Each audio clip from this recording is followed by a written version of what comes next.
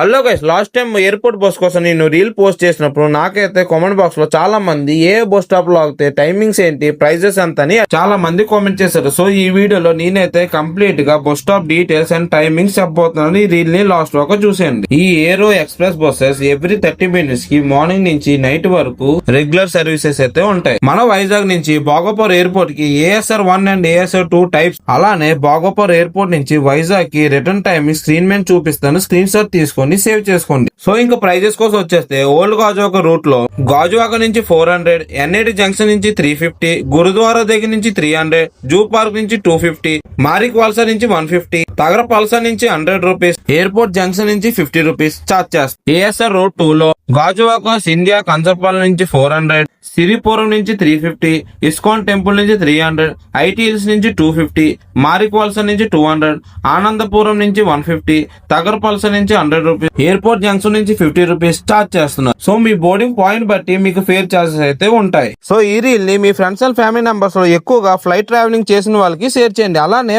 ఇలాంటి more update videos కి మన వైజాగ్ బ్లాగ్ పేజ్ అయితే ఫాలో అయిపోండి.